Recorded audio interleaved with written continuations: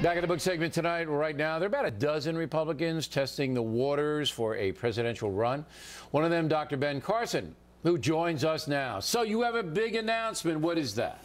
Well, we are officially launching our Exploratory Committee. What does that mean?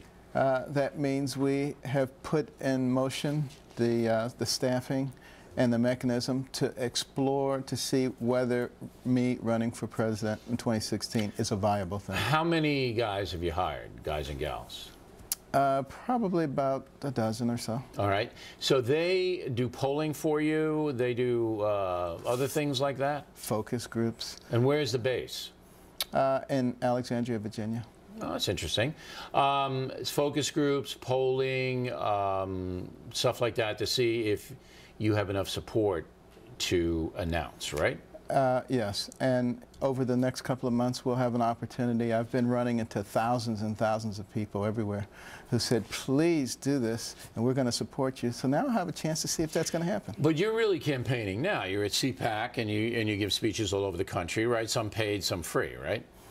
Yeah, with the paid speeches are rapidly tapering off because I stopped accepting those months ago. Yeah, okay, so you're just doing commitments that you had before that. Correct.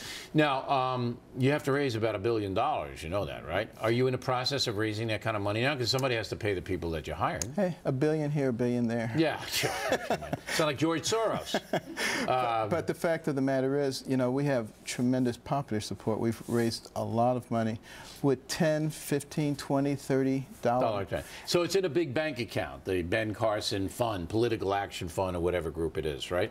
Wherever it is, the money will be there if, in fact, the people want me to do this. Okay. If the people don't want me to do it, you can travel at will. You can pay your dozen staffers. Correct. So you're developing an infrastructure. Absolutely. Now, if you were to run and win, you would be one of the rare people in American history to come out of a profession, medicine, sure, with no political experience, and then vault into the Oval Office.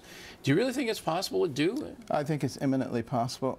You know, there are dozens of people who spent their whole life in politics who I'm sure many people would not want to be in that position. No, they're dunderheads, right? But the fact of the matter is, I think what the American people are looking for is somebody who understands that the people are at the pinnacle.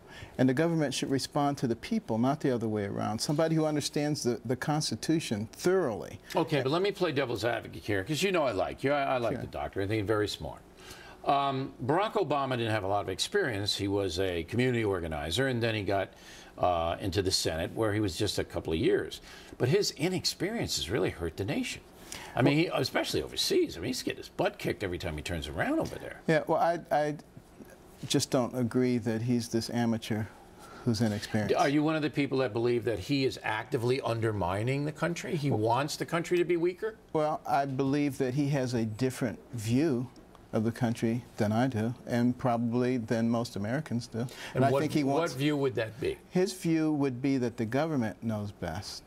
And all the countries where you have people who adopt that philosophy end up looking the same way, with a small group of elites at the top, right, a rapidly diminishing middle class, and a rapidly expanding dependent class. That's exactly what's happening in our country. But there are people who take it further, Doctor, and you know that. There are people who say Barack Obama doesn't like America, we heard that from Rudy Giuliani, and wants us to be weaker because he thinks that our superpower status has been bad for the world. Do you buy into that? Well, I think he thinks that we should be more like other nations, but I believe that America is an exceptional nation. And if you look at the world history, the world was very much the same before America came on the scene. Within 200 years of America coming on the scene, men were walking on the moon. It changed everything. Sure. The dynamic and the vibrance we brought to the world stage did change the world. Who do you see if you run for president right now? You got to answer. You can't dodge now. No spin zone. Who do you see as your main competition? Who's the strongest Republican candidate in your mind right now? It's too early. Come on, give me one name that you're floating around. Because what happens is you're going to have up and down. That's right. And down. But there's got to be one guy that you're... Nobody worries me.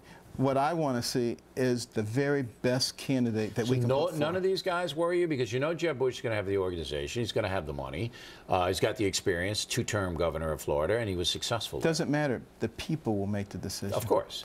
But you know, you don't see him as your main competition? I do not. I welcome him. I welcome everybody. Yeah, you're a good guy. You're not going to slash and burn, are you? I want us to come up with the very best person who has the very best ideals that resonate with the people that will resurrect this country. You know you're going to be personally attacked, right?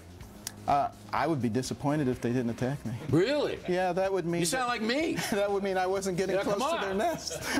I'm not worried about that. All right, Doc, you're welcome anytime on the program, and we appreciate it. Good luck to you. Please send people to our website. All right. Thank you. Right.